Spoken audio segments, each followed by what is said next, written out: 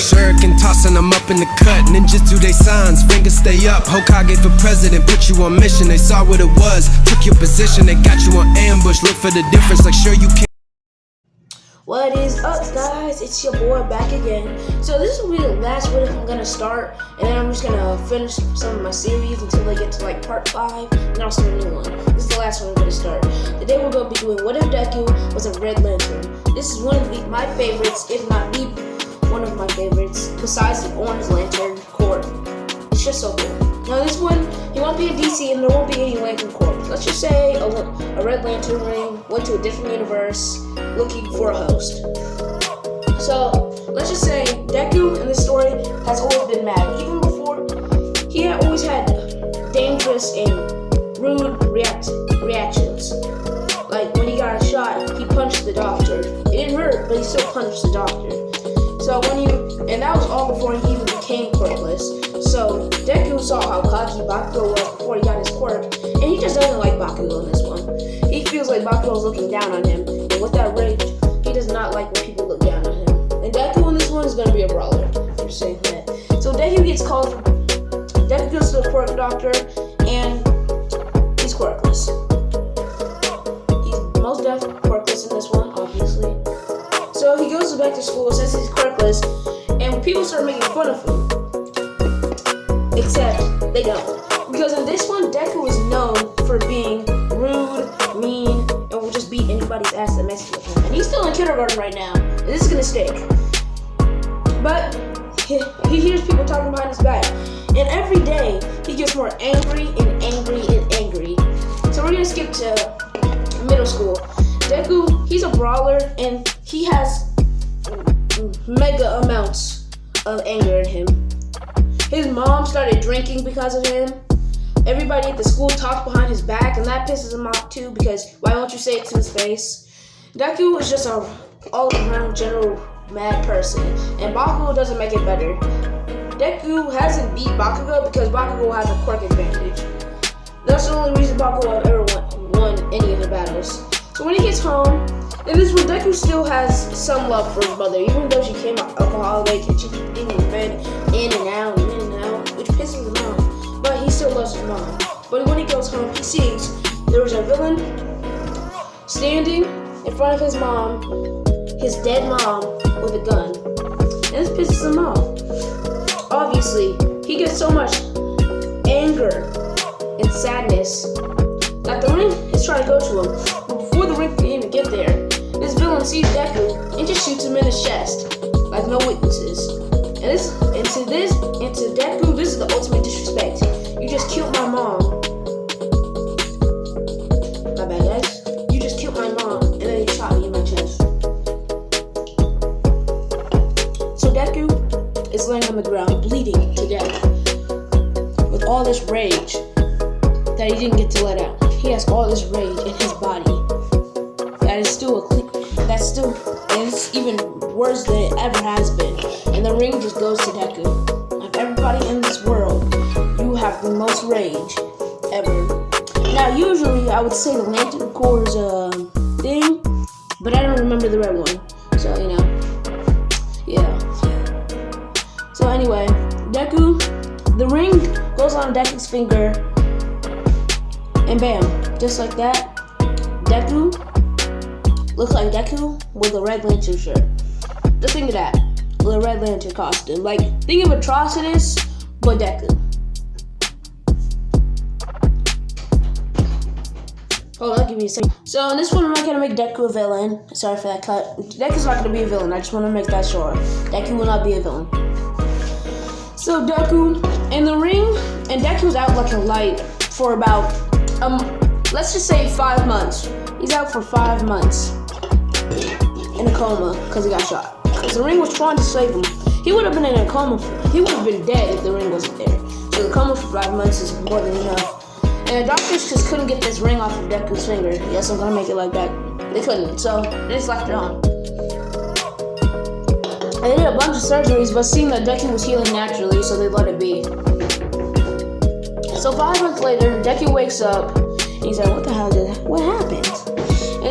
And they tell him that his mom died, and you got shot. So, you know, Deku's obviously still mad. He wants to find the person who shot him and killed his mother. Sorry for that loud noise, guys. But yeah, he wants to find the person who shot him and killed his mother in front of him. So, Deku starts walking. Also, the sludge villain thing, he got caught. Whatever. Because Deku wasn't there.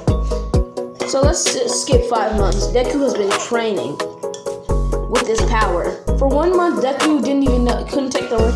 He could take the ring off, but the ring would always just glow and go back on his finger.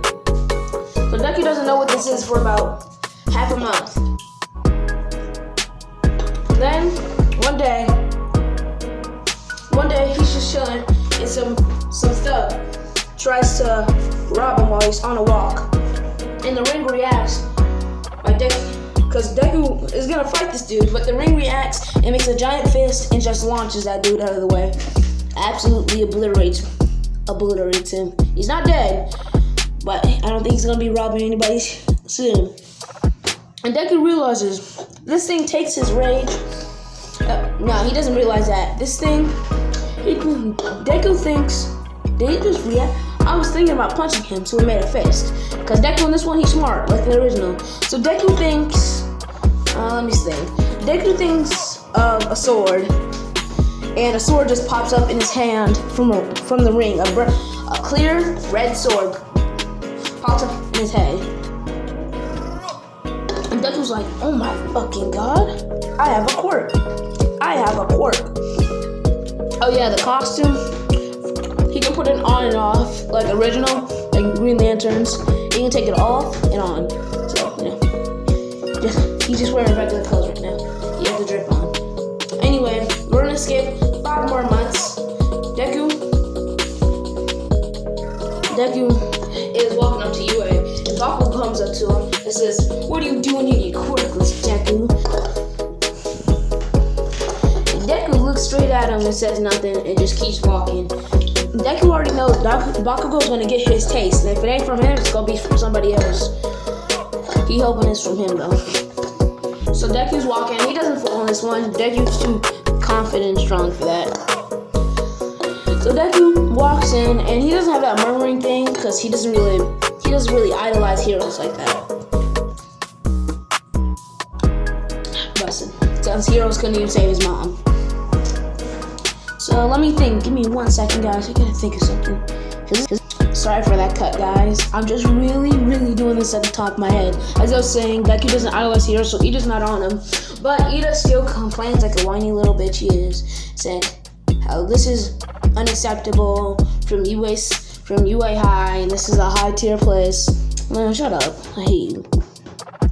Anyway, so Deku is getting ready for the test.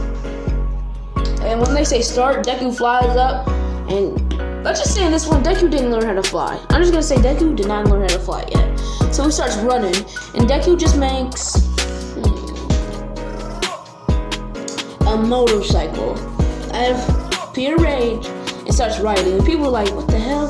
This kid just made a motorcycle out of red energy. And the heroes are like, they're intrigued. They look at him, they look at his file, and it says quirkless. And they're like, what? It can't be quirkless. How do you just do that? It makes no sense. So it's gonna come in soon. It's gonna become a factor soon. So Deku is going up to robots on his motorcycle, making swords, hammers, guns, making giant fists, airplanes, all type of stuff, just destroying robots. So Deku is sitting at first place right now with all the points he has, and he sees everybody running away. And Deku's like, what are you guys running for? And then he sees a giant robot, and Deku's like, this might be a good challenge. And he just makes a giant mech out of rage, pure rage. Nah, I'm playing.